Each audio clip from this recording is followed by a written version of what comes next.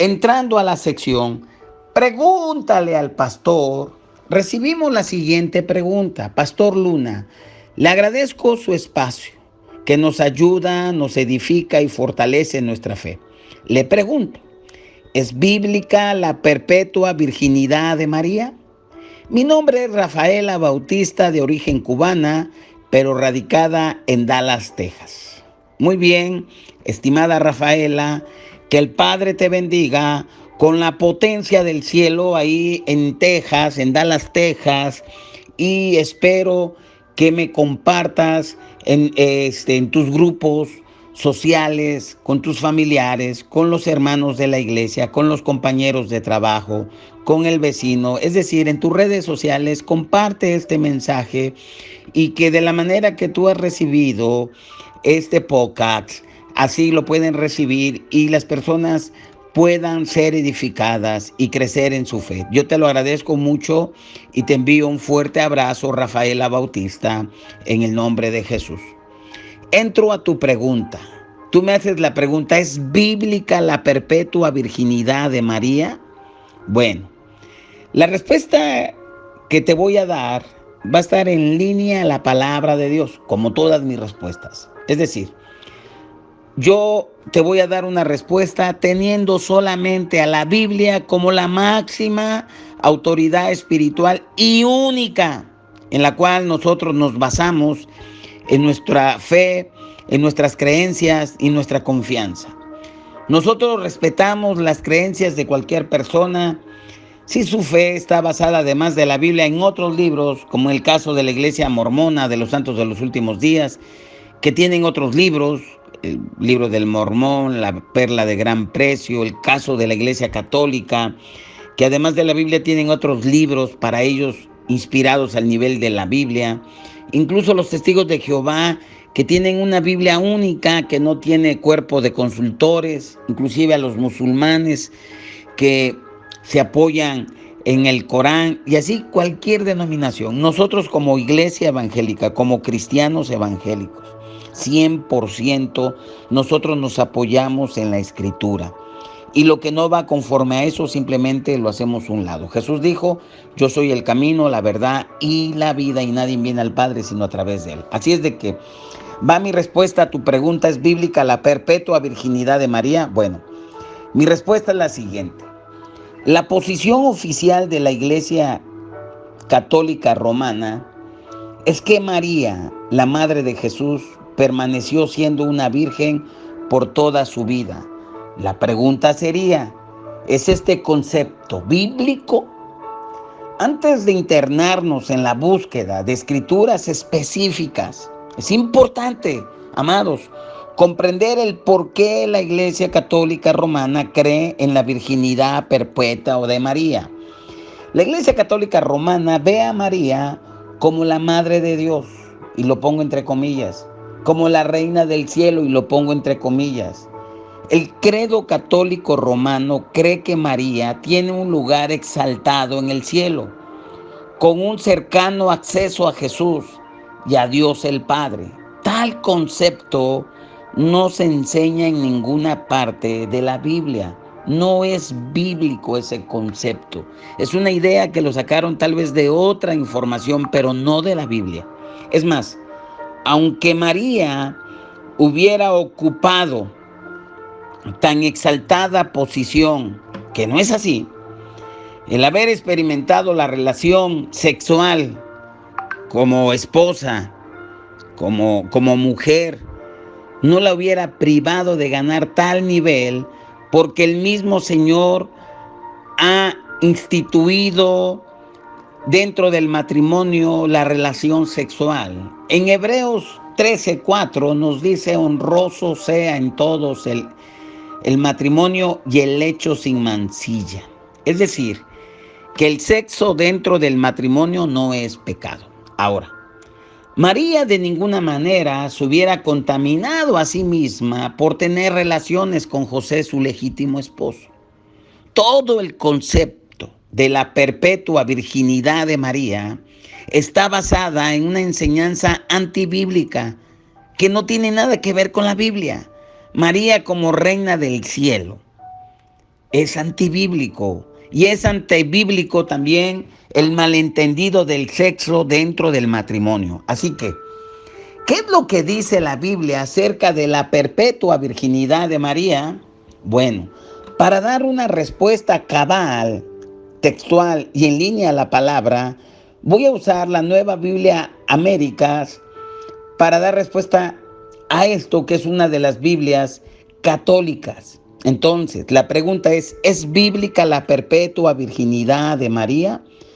Para dar esta respuesta precisa acerca de la perpetuidad de la virginidad de María, como te mencionaba, lo voy a hacer en traducciones católicas de la Biblia. Podemos ver que la perpetua virginidad de María no es enseñada en la Biblia y lo vamos a comprobar en la Escritura.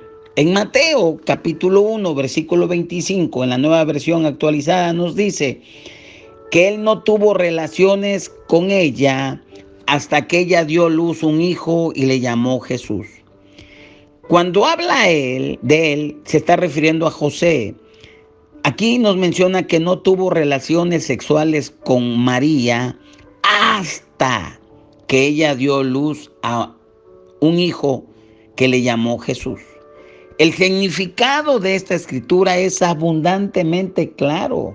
Hasta, es decir, que se mantuvo hasta que nació Jesús sin tocar a María. Después, como una relación normal entre una pareja.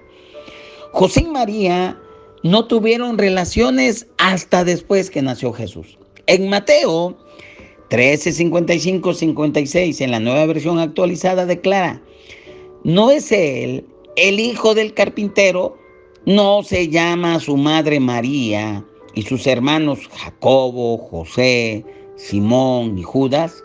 ¿No están todas sus hermanas con nosotros?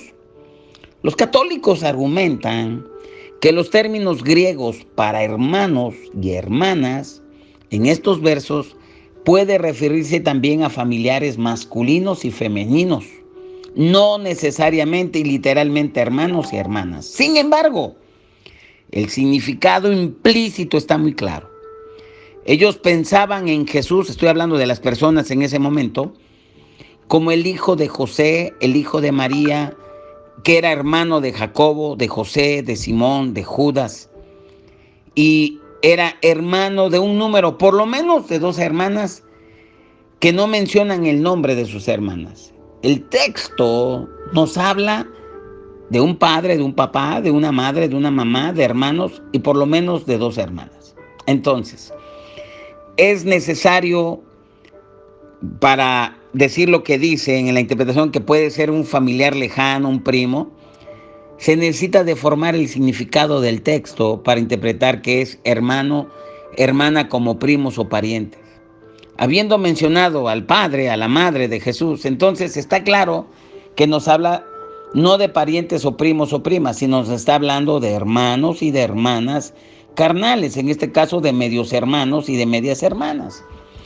En Mateo 12:46, en la Nueva Biblia Actualizada, nos dice: mientras él aún hablaba a la gente, su madre y sus hermanos estaban afuera, queriendo hablar con él.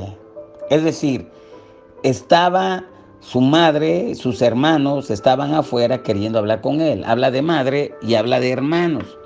En Marcos 3, 31, 34, nos dice la Escritura: llegaron entonces la madre y los hermanos de Jesús, pero se quedaron afuera y mandaron a llamarlo. Y luego en el versículo 32, en la parte B, le dice a la muchedumbre: tu madre y tus hermanos y tus hermanas están allí afuera y te buscan. Y en Lucas 8, 19, 21, en el versículo 19, se lee: la madre y los hermanos de Jesús fueron a donde él estaba, la madre y los hermanos de Jesús. En el verso 20, alguien le dijo: tu madre y tus hermanos están allí afuera y quieren verte. Y en Juan 2:12, lo voy a leer textualmente: después de esto, él, su madre, sus hermanos y sus discípulos descendieron a Capernaum, pero no estuvieron allí por muchos días. Y en el libro de Hechos, en el capítulo 1, 14, el último versículo que mencionan a María, Dice así: todos ellos oraban y rogaban cuando estaban en el aposento a Dios continuamente en unión de las mujeres, de manera que María, la madre de Jesús, y sus hermanos estaban ahí. Entonces, podemos ver nosotros ese detalle importante. Todos estos textos mencionan a la madre de Jesús con sus hermanos.